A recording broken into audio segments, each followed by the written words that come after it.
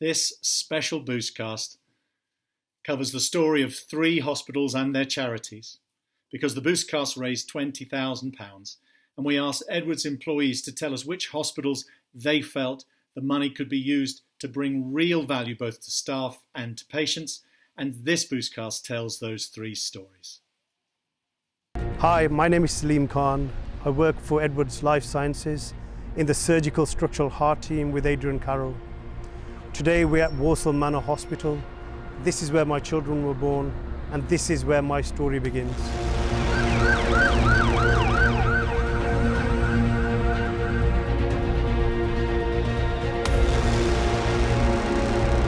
When I was brought into A&E, speaking to the consultant at the time, she said I was about a minute away from respiratory failure, complete respiratory failure, before they put me on the ventilator. So yeah, to come back from that, it's just, it's taken its time, but it's been a longer journey than I'd first expected, really. How did you feel when you came into ITU? To be fair, it was blue lights and I couldn't actually breathe.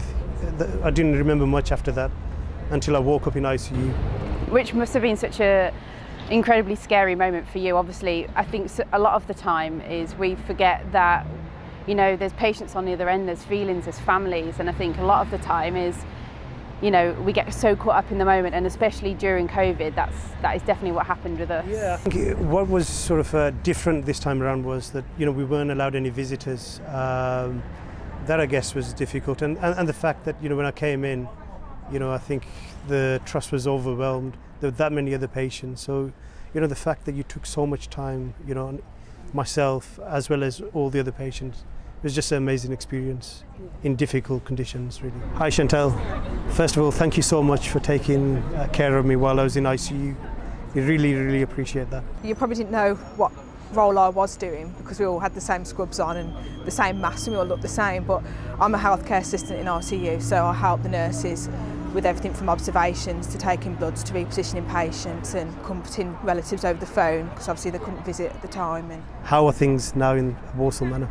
A lot better.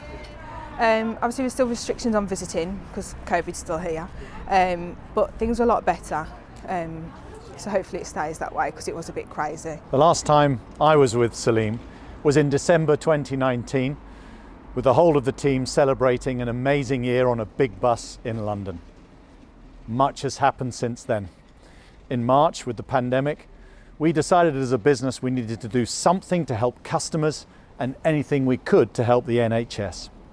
And that's when I picked up the phone to Nick Walker, head of the business in Newbury, and Colin Hart, one of the directors of critical care in Europe.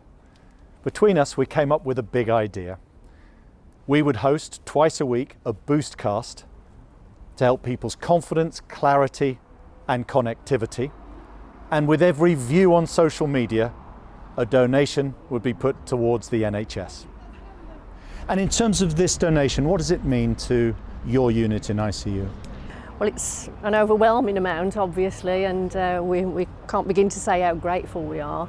Predominantly, we've got ideas that we wanted to go towards the rehabilitation aspect of patients, and this is their recovery when they're recovering from a critical illness, and it's how we get them back onto the path of getting towards normality for them, and we've got some ideas of how we want to spend it, and we're quite excited by that prospect as well. It was wonderful for us standing back looking at that circle with them speaking to you in a circle. It was very magical to observe. It must have been incredible to be. It was, and you know, as I say, for myself, I think the big thing was being able to say thank you to them, because this is really the first time I've met the team. And the great thing is when I did call them, you know, and we talked about the charity, they all knew who I was. So I was probably one of the luckier ones to, you know, from ICU to be able to sort of go back home. It's amazing to see you looking really good and healthy. You know, brilliant. It was a really hard time for us all, but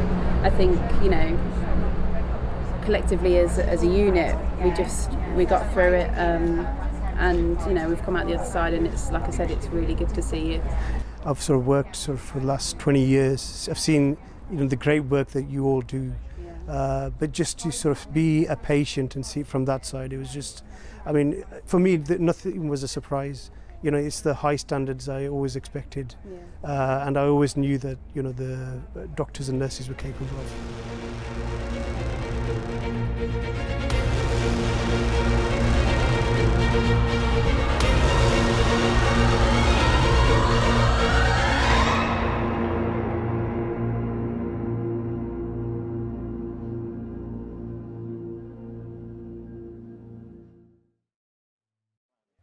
Since March, our Boostcasts have raised £20,000 for the NHS.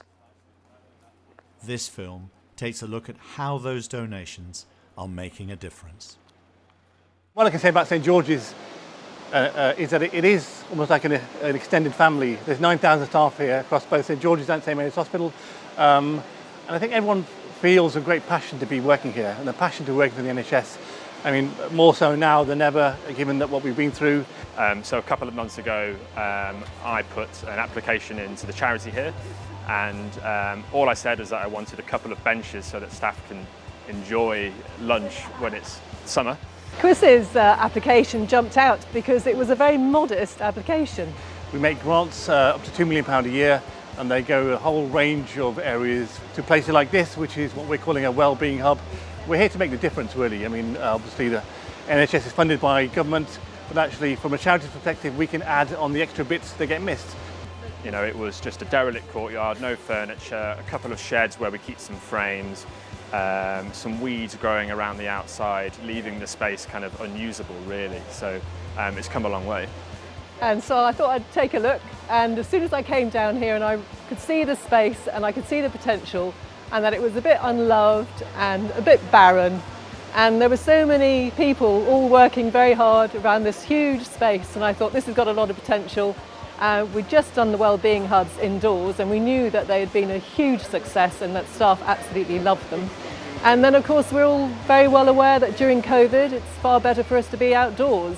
And Amajid, I wanted to say on our behalf, thank you so much for using the donation for something so tangibly valuable as this wonderful wellbeing hub. I mean, from our perspective, this wouldn't happen unless Mark, you were involved, Felicity and others. I think this is a culmination of one little idea to become something big, and equally that's how we work within the hospital. Like I said, my sort of first-hand experience of the charity when I've been coming in, just seeing the work they're doing and the positivity throughout. I was just talking to Vivian and saying how positive everyone was, even when things were really quite scary, and I was really impressed by that. It reassured me.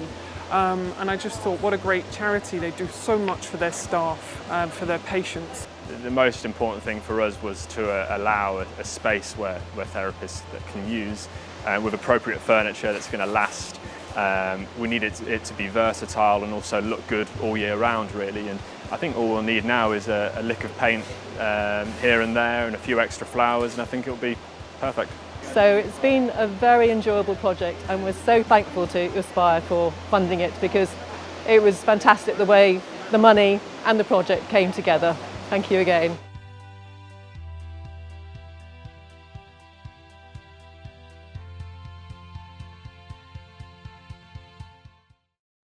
Jenny, as Community and Events Manager here, tell us a little bit about Barts Charity. Okay, so Barts Charity is the charity that supports Barts Health NHS Trust.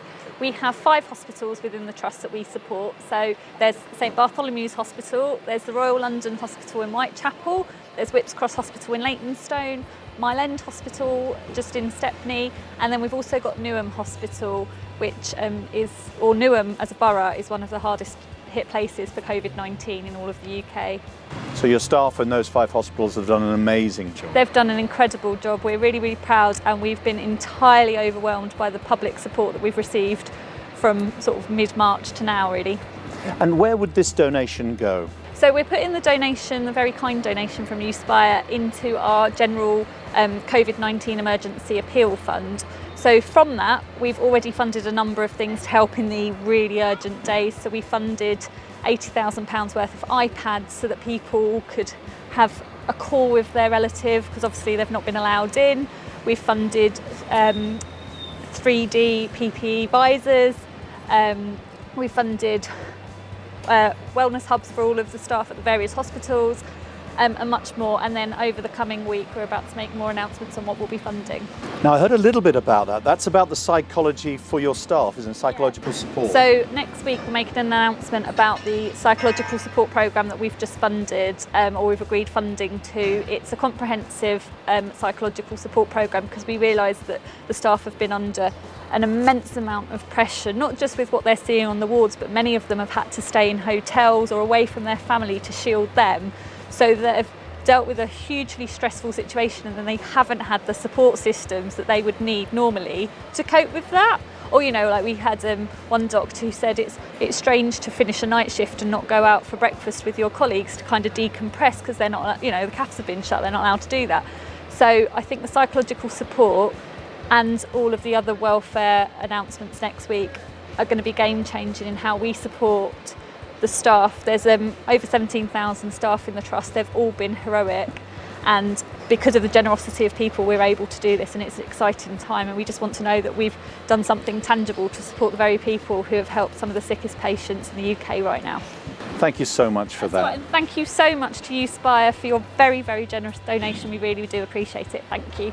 Well, thank you very much for recommending this hospital for support, because it's a wonderful hospital making a big difference.